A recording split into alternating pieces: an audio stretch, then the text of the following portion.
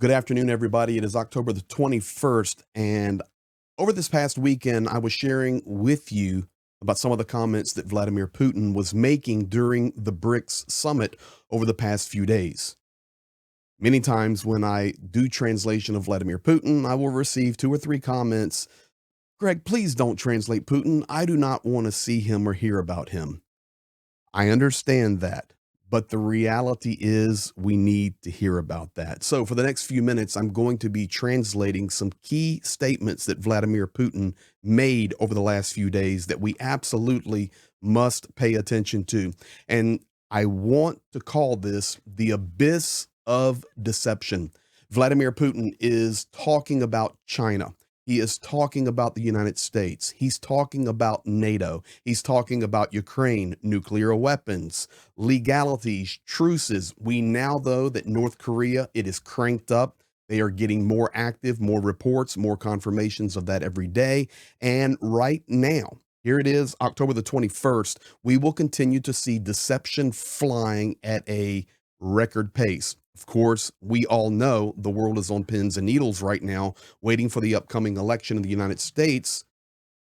The candidates Donald Trump and Kamala Harris. That'll be happening on November the 5th. So the world is waiting. And while the world is waiting, Vladimir Putin is talking. I want to begin with this as we analyze a few of Putin's comments and give some commentary about it. The first one is this. Let's look at Napoleon Bonaparte for a moment. We know Napoleon there, the great French warrior. Never interrupt your enemy when he is making a mistake. That's a quote directly from Napoleon Bonaparte. Why do I share that? Just to confirm for those of you that may be on the fence, should we listen to what Putin says, or should we just stick our head in the sand and ignore him?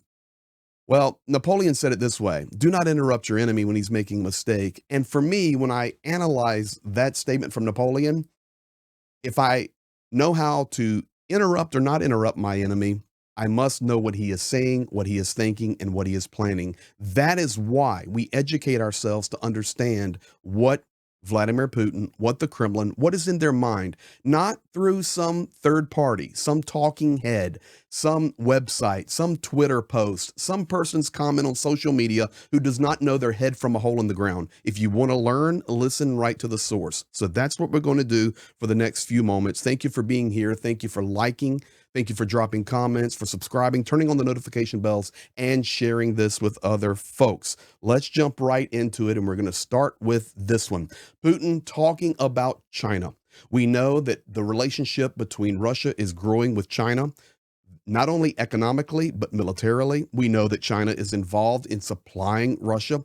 It may not be direct lethal military aid, but they are working with the Russian economy at a very high clip and supplying non-lethal military aid. I have seen myself personally Chinese military aid on the front lines in Ukraine, not rockets, but aid, body armor, different types of supply units for engineering. We've seen it with our own eyes, so we cannot ignore this. During the BRICS summit, Vladimir Putin made a direct statement about China, but it's not about the war in Ukraine, particularly.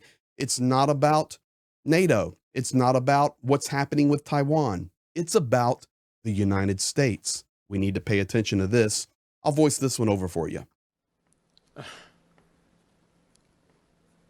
The United States is about 15 years too late. They will not be able to stop China's development. It's impossible to do this. Just as it's impossible to say to the sun, don't stand up. It will stand up. Guys, this is Vladimir Putin. Vladimir Putin, maybe that's a better name for him. But Vladimir Putin talking there at the BRICS. And you can see the minions gathered around him, the leaders from the other BRICS nations, as he waxes on about China. Guys, part of this is accurate. Let's just be straight. China, we are trying to compete.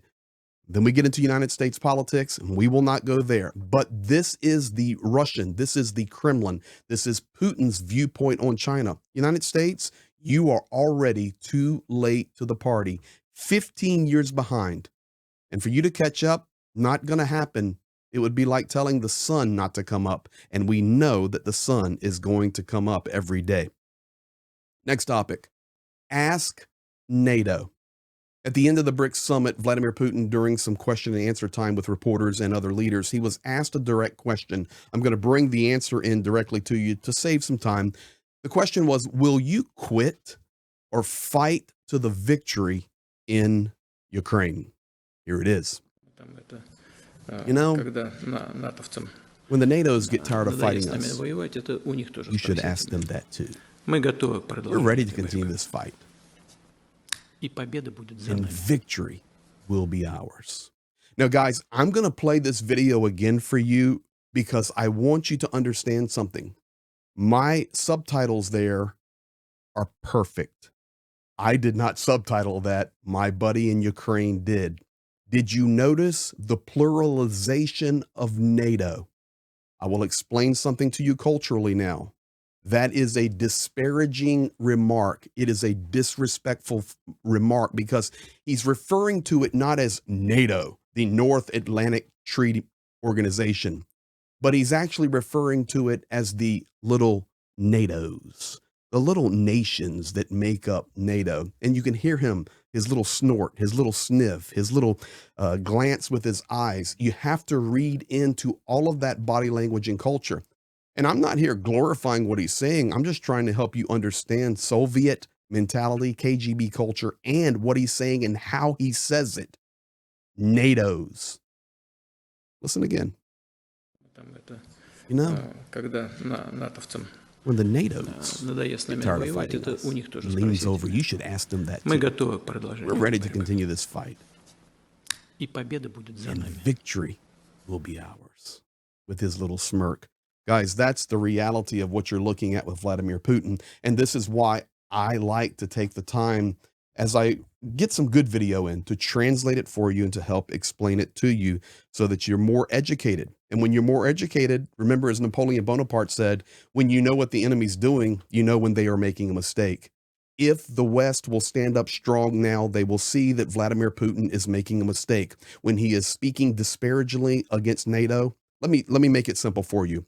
If the North Atlantic Treaty Organization wants to stand up, have a backbone, and be the strong fighting force that we are, led by the United States, we will smash Putin's army to pieces in a New York minute. That is a fact. Now, while we're waiting, while instead of being the North Atlantic Treaty Organization, we are being NATO, no army to offer, Vladimir Putin is building a coalition economically within India, China, militarily with North Korea, and Iran, while we are waiting and drip feeding Ukraine to their demise right now. That is why we must stand with Ukraine, supply them strongly, because they are actually fighting the war for us so that our sons and daughters do not have to be mobilized and sent over there to fight in a horrible war that makes now World War II look like Candyland. It is bad there, guys. And you know, I have spent over 12 months on the front line since this war broke out. Disparaging remarks against NATO.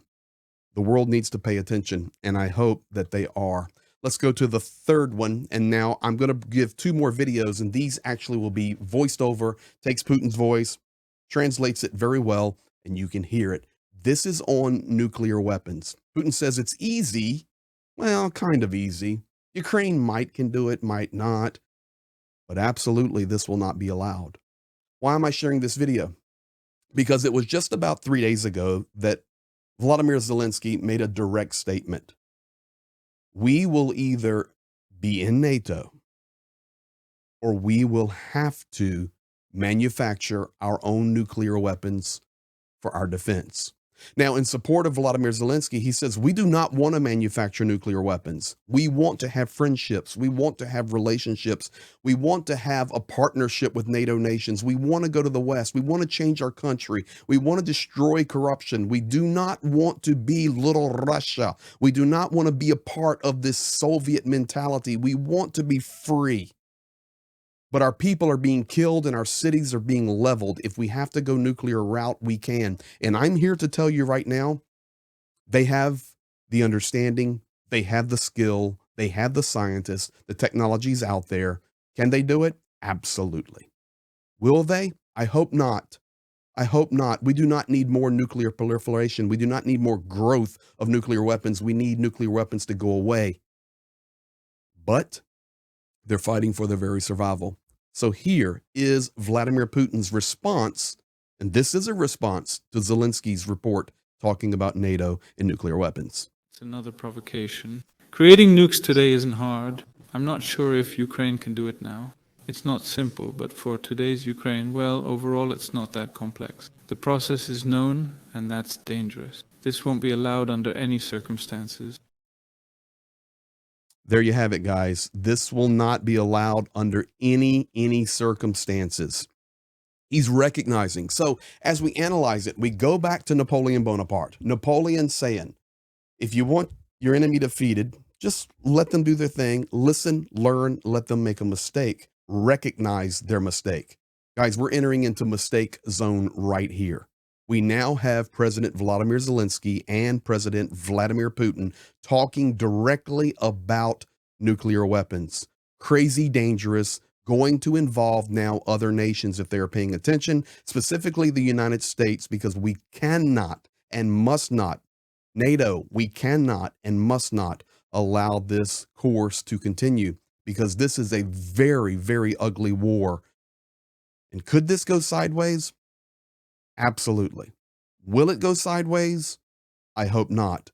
But we see the world changing every day. Every day you wake up, it's now the talk of nuclear.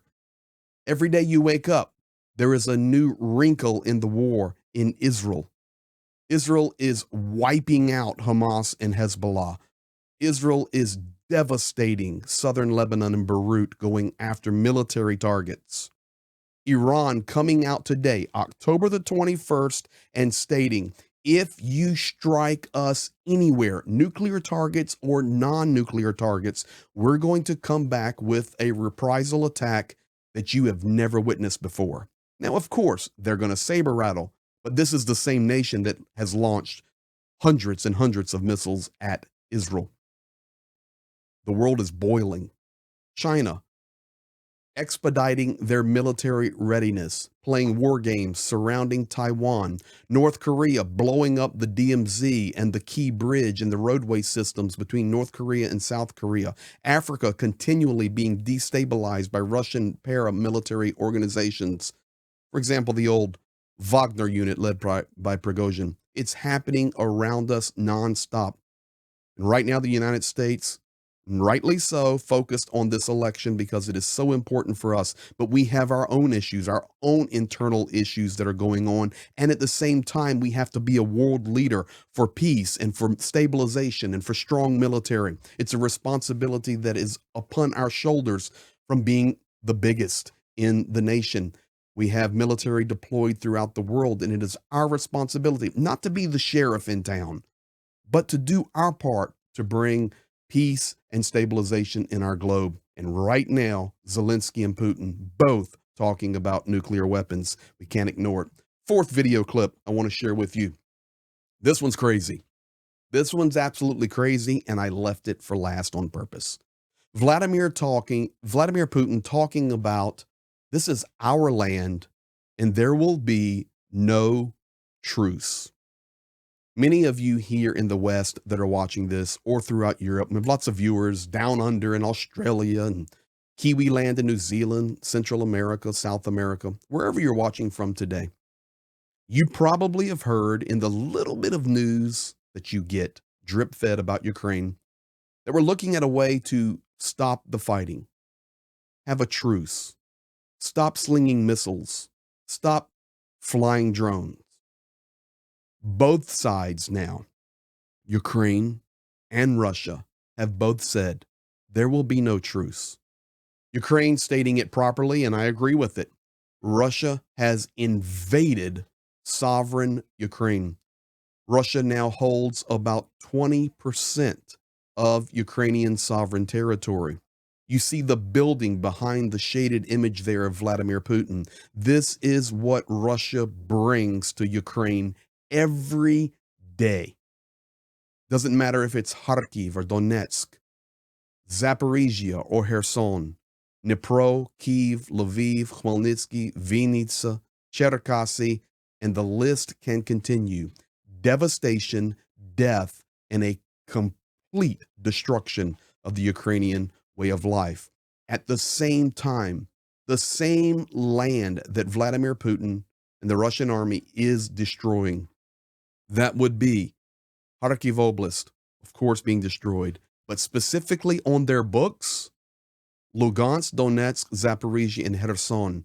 In the video I'm getting ready to play for you, he will remind the world, incorrectly so, that this is Russian land. Why does he call it that? Because remember, in 22, they put on their constitutional books, just arbitrarily, you just make a law. It would be like the United States Congress coming to DC and saying, you know what? We see some history here, so we just want the world to know that Manitoba, British Columbia, and Newfoundland, they're ours. So we're going to change the United States Constitution, and now these Canadian provinces are the United States, and we will go and liberate our people. That is exactly what Russia did in regard to Lugansk, Donetsk, Kherson, and Zaporizhia. They changed their laws and just called it native Russian historical lands, and we must liberate it. The picture there shows the liberation. I don't know about you, but a sane person that's going to liberate their land will not destroy their land. A sane person that is going to liberate their land and bring freedom will not kill their people. This is an evil, evil narrative, and it must be stopped. And now Vladimir Putin wanting to flip the narrative. Listen to this piece. I don't get it when you talk about swapping territories, because the areas our guys are fighting for on the battlefield are ours. It's the Lugansk and Donetsk People's Republics, Zaporozhye and Kherson regions. That's first. Second, we need to ensure Russia's long-term security interests without a doubt. If we're talking about peace processes, they shouldn't be short-term truces for a week, 2, or a year, just so NATO countries can rearm and stock up on new ammo. We need conditions for a lasting, stable peace that ensures equal security for all parties involved in this complex process. That's exactly what we should aim for. As for those who once talked about the need to strategically defeat Russia or win on the battlefield, they've realized it's impossible and unrealistic. They've changed their view, and rightly so. I'll give them credit for that. He gives the world credit that they're changing their view that they can't defeat Russia. I'm not really sure about that, Vladimir. But I will tell you this, you can see the narrative being flipped because we hear all the time, we can't have a truce because Russia will rearm. They'll rearm, and accurately so. But you see what he does? He takes the same narrative. We can't have a truce because if we have a truce, then NATO will just rearm and build more weapons and supply Ukraine. Why does he say this? Because, my friends, Vladimir Putin does not want the war to stop. He is an evil dictator along the same lines as Adolf Hitler. All he wants is the camera. He wants the fame. He wants the world to be afraid of him. He wants to level cities and kill people.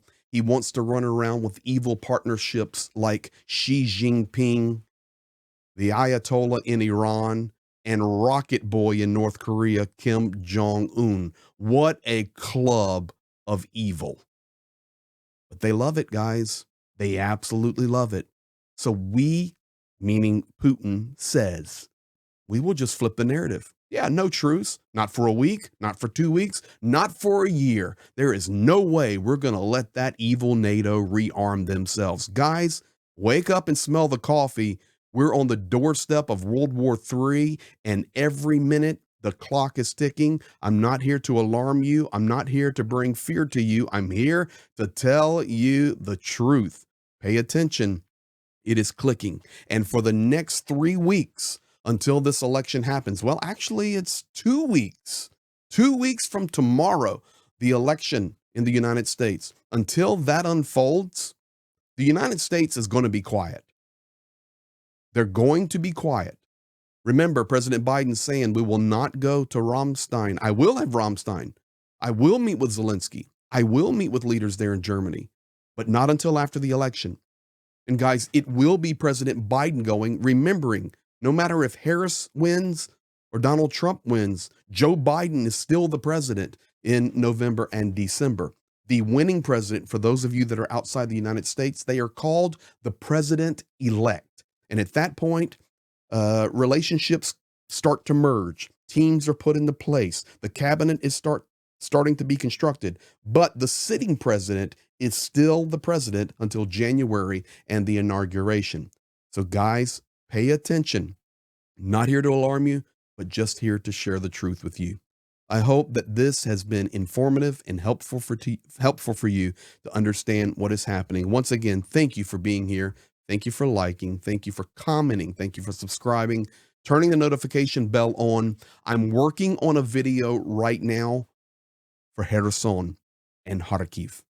Kharkiv being de-energized, and Kherson is in serious trouble. Remember, a city pre-war, 250,000 and 300,000 people.